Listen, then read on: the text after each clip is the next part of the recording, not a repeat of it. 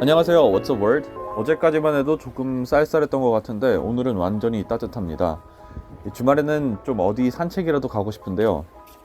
언론사들이 모두 한 인물에 대해서 집중하고 있습니다. CNN, CBS, 뉴욕타임즈, 폭스뉴스 어디 한 곳 빠지지 않고 이 앤드류 쿠오모 뉴욕주 지사에 대해서 말하고 있습니다.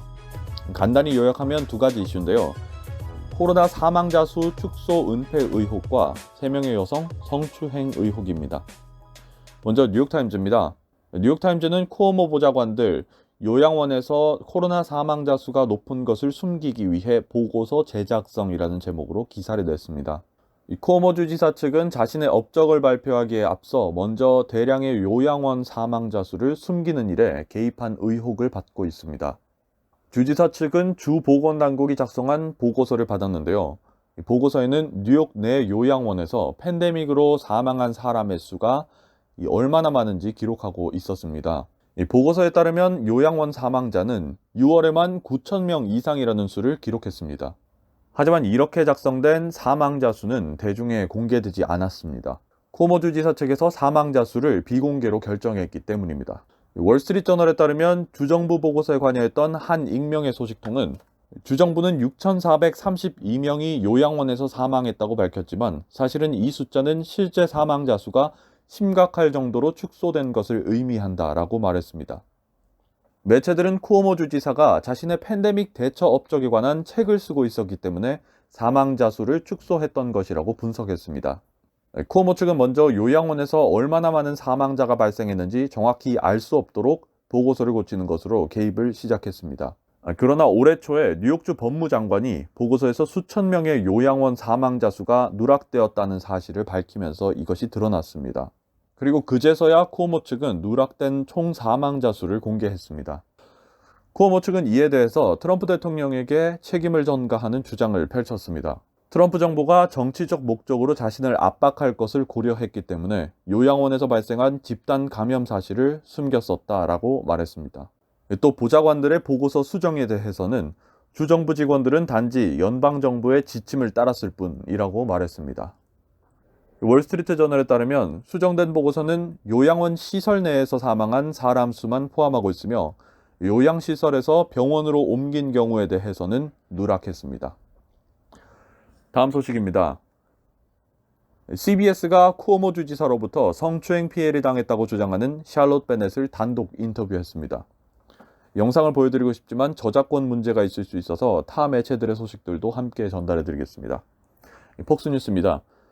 CBS 뉴스 인터뷰 샬롯 베넷은 그는 대항할 수 없는 존재로 느껴졌었다라고 언급이라는 제목으로 기사를 냈습니다.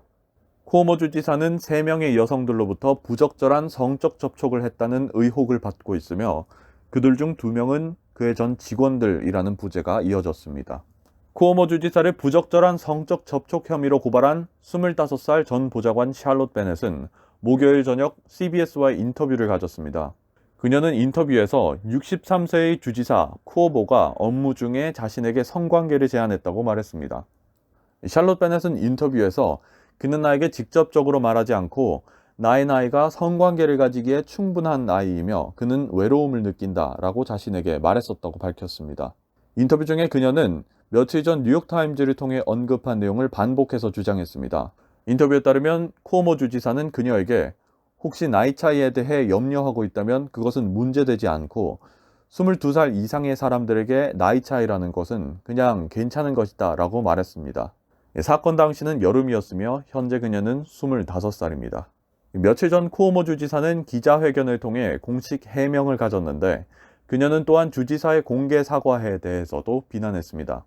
그녀는 인터뷰에서 그것은 사과가 아니었어요. 그의 기자회견은 저의 의사에 대해서는 고려하지도 않았고 그의 행동 거지가 오해를 살 만한 여지가 있었던 것도 아니에요. 이 팩트만 놓고 보자면 그는 저를 성적으로 부적절하게 대했고 그는 그런 성적 희롱에 대해서는 사과하지도 않았어요. 심지어는 제 이름도 언급하지 않았어요 라고 말했습니다. 다음 소식은 월스트리트 저널입니다. 월스트리트는 파월 연준이 금융 완화 정책을 유지할 것을 확정이라는 제목으로 기사를 냈습니다. 연방준비제도 의장 제롬 파월은 고용과 인플레이션 목표에 도달하기까지는 아직 멀었다라고 말했습니다. 또한 미국 국채금리 상승에 대해 중앙은행이 특별한 조치를 취할 것인지에 대해서는 밝히지 않았습니다. 파월 의장은 현재 금융 완화 정책을 유지하는 이유에 대해서도 다시 한번 말했습니다. 파월은 인터뷰에서 고용률 최대화와 평균 2%대의 인플레이션이라는 목표를 달성하기 위해 오늘 우리는 여전히 긴 여정을 가는 중이다 라고 말했습니다. 그러나 최근 국채금리 상승에 대해 중앙은행이 조치를 취할 것인지에 대해서는 밝히지 않아서 금리는 더욱 상승할 전망입니다. 주식시장의 매도세는 목요일 월스트리트와의 인터뷰 중 파월의 발언 이후 더욱 거세졌습니다. 매도세는 미국 국채금리 급등 이후 한 주 동안 계속됐습니다. 금융시장이 미국 경제 성장률뿐만 아니라 큰 인플레이션이 올해 발생할 것이라고 예상했기 때문입니다. 마지막은 워싱턴 포스트입니다. 상원에서 1조 9천억 달러의 지원 패키지 통과가 임박했습니다. 워싱턴 포스트는 톱기사로 미 상원 바이든 정부의 1조 9천억 달러 지원금에 관한 논의 여부를 두고 투표라고 전했습니다. 민주당은 목요일 바이든 대통령의 1조 9천억 달러 지원 패키지에 관한 토론회를 열기 위해 투표를 진행했습니다. 그러나 토론 개최 제안은 단 한 명의 공화당원에게도 지지를 받지 못한 채 개최를 결정지었습니다. 토론회 개최를 앞두고 민주당과 공화당이 50대 50의 결과를 낸 투표에서 민주당은 캐스팅 보트를 가진 부통령 해리스의 의결로 동률을 넘겼습니다.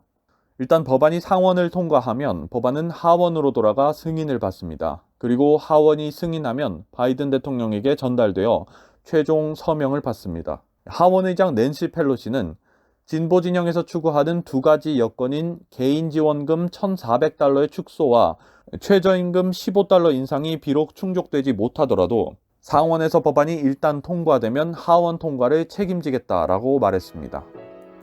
오늘 준비한 소식은 여기까지입니다. 유익하셨다면 구독도 부탁드립니다. 또 다양한 소식들로 찾아뵙겠습니다. 감사합니다.